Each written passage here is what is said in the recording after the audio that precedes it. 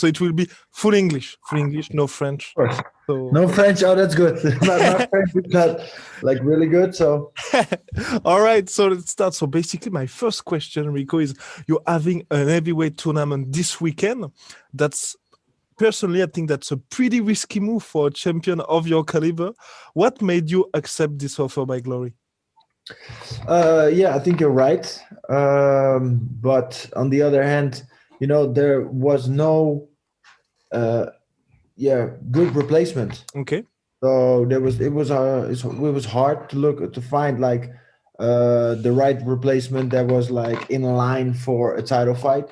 So yeah, the Glory was looking at some options, and by looking at some options, they checked a few people, and they were all willing to fight.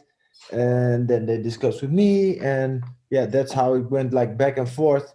And then they came with the solution, like, hey, why don't we do like a 4-man tournament? And yeah, so I thought about it and said, yeah, why not? Because my title is not going to be on the line, but even Exactly. though my title's not on the line, it's my reputation.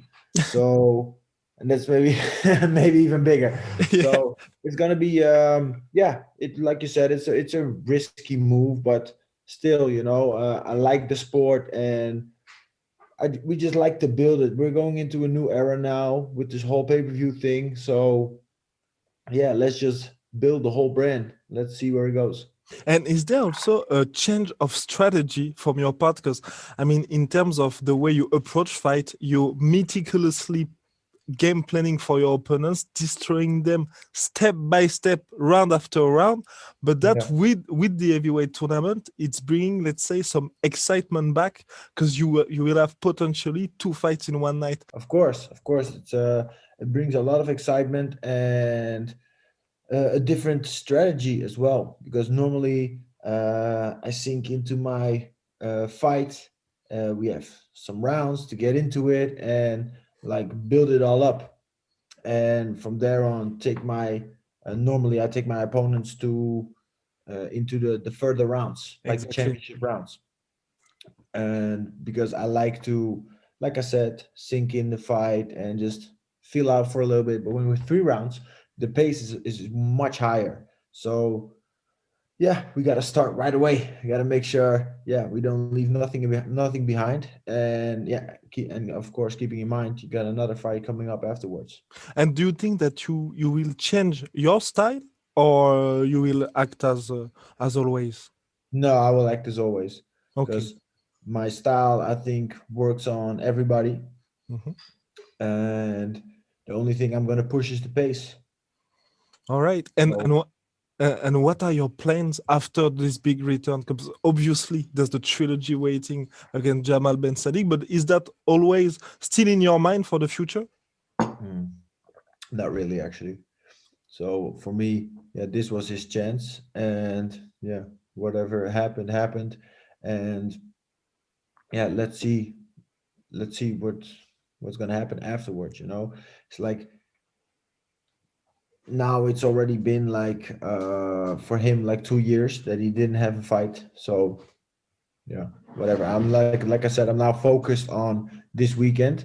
That's Mhm. most important for me now, and what happens in the future happens in the future, and we'll see what's next for me. So let's first get by this new adventure. And Yes, but yeah. I'm pretty sure there won't be any issue for you. But I mean, obviously for you, there were rumors about you going to MMA, but you signed a new contract with Glory.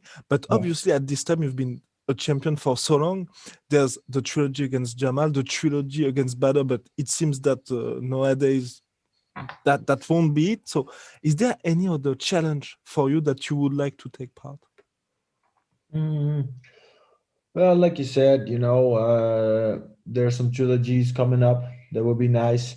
Um, we have some talks, or I heard Glory was having some talks with, yeah, some old heavyweights. So with Tyrone Spong Mm-hmm. and with Gurkhan Saki. So they're all like nice opponents to fight if they come back into the Glory roster. So yeah, let's see how it goes. And You know, like I said, I'm just enjoying this so much. And yeah, of course, I made my new contract with Glory, so I'm there for another few years. And for me, of course, I thought about going to MMA, but it's just like not my basic ambition to Mhm. go there. But do you think that you have already completed the game in kickboxing? Because it seems that now that Glory needs to find some new opponents. So as you said, some old heavyweights, some legend, because they're like, okay, we look at our rankings and yeah, he's already Yeah, done it. we fought them all. We fought them all. So, but that's good. That's good. Why that we have some new talents now. Mhm. So we have Richters. That's new. Exactly. Kebabas. That's new. So yeah, we have some. They're still looking, and at every moment there can like pop somebody up. So, and I think it's good to just build everything up. And do I feel still triggered? Yeah, because every fight is different. Every night is different because you never know what might happen. What might happen in that fight? Because maybe last time it was my night, and this time it would be his night. I try, of course. That's why I work so hard. Try to not let that happen, but you never know. That's why I'm so focused and yeah, I never underestimate nobody because yeah, every fight is a fight, and it's not like a game or oh you lose, okay, we'll do it again. No, it's just that you got to shine at that moment. You've had some legendary victories. Which one has been the most satisfying for you? Whew, the most satisfying victory. I think for me, which the one that's still on top is like the first time I became champion in All right. 2013 when I fought Saki and Gita in one night Mm-hmm. because that was the moment like my dream became reality. So that's like for me the moment that my life changed, like with everything, with world champion status, money wise, and just the whole way of living and your mindset just changed. And yeah, your life goal for me, my life goal was to become kickboxing world champion. And when that happens and that dream becomes reality, yeah, you're just like, whoa, okay, now we got to maintain this. All right. Because yeah, at 24, I was the youngest champion in 20 years. So 20 years earlier, it was Peter Arts, who was like 23, I believe, when he became world champion for the first time. So with that in mind and him being my idol, that was like really special. Mhm. So yeah, being world champion at 24, okay, now I gotta make sure I maintain this and I stay world champion. And I have maintained it till now. So I'm yeah, very proud of that. And now like a goal for me would be champion, be champion for 10 years. That would be amazing. All right, all right. That's a pretty good challenge, and Yeah. basically you're kind of like for me. I'm seeing you kind of the perfect fighter, a machine. You know, you have the perfect body. You're coming at the fight with the Oh, game plan, and thanks, man. you're executing this, and that's it. But at the second fight against Jamal Ben Sadiq, it was a bit satisfying, I must admit, to show you express your feelings after the victory. So what happened that night? Is that because you faced a real adversity in the first round, or what happened exactly? No, that particular moment, just so many things were going on. Like I think, let me see, a few months earlier, my father passed away, and like right before that, my son was born. Mm, So just on a personal level, a lot of things were going on. And then, of course, we heard about the fight. I had something to settle with this guy. yeah. And then we yeah go through the whole hype thing. We do the press conference. We get into a stare down. This guy spits me in my face. Mm. And I'm like, what Yeah. the hell? That's so disrespectful to do a thing like that. And then from there on, because he did that because I said something to him while we were in the stare down. Well, he spit in my face, and then he runs to the media and is telling like all kinds of lies about why he spit in my face. So this just water that's on the stove that just starts to boil more and more and more, and then finally we get into the fight, and like in the first round, blah blah, we get into the clinch, and this guy tries to headbutt me. Like, what the hell? What is wrong with you? Yeah. So yeah, and then for me, finishing the fight the way I did was, yeah, just like the cherry on the cake. Exactly. And And then everything comes out like, oh yeah, that's what happens when you're an asshole. but basically that was a crazy ending, and we've Yeah, talked about your victories, and you you've lost a couple times long time ago, but did yeah, that yeah. help But it happens. help you to go on another level basically? Of course, of course. I think the fights that I lost were so much more important than the fights that I won, Okay. because for me, I've learned so much from that.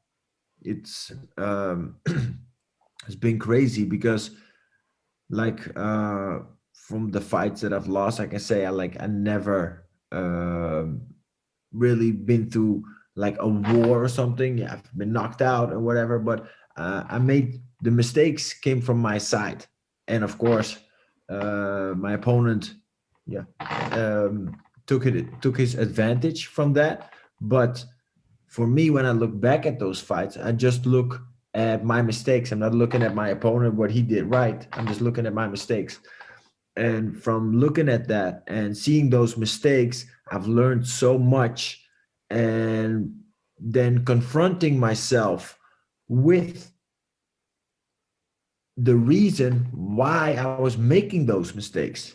I Mm. think what was that's what was most important for me, because at a certain point you just look at the mirror like, why did I do that?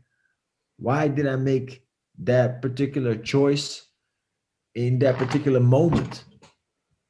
And then when you see that and you think about that, it's it becomes like a very painful thing for me, because I just see the mistake, Yeah. and the mistake I made, nobody else, not my team, not whoever. I was the one that was making the mistake, and that hurts. That hurts when you're looking at yourself and you're the one responsible for the fuck up. But by doing that, I was putting so much pressure on myself to make sure this doesn't happen anymore. Mm. And yeah, from that, like I said, from that, that's what I learned. We fall and we get back up. We fall and we get back up. That's I think the most important lesson.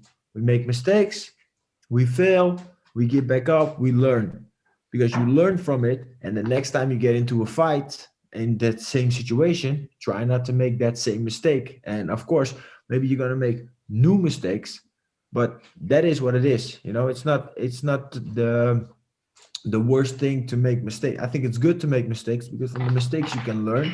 You can take the mistakes you made and try to learn from it and get past them.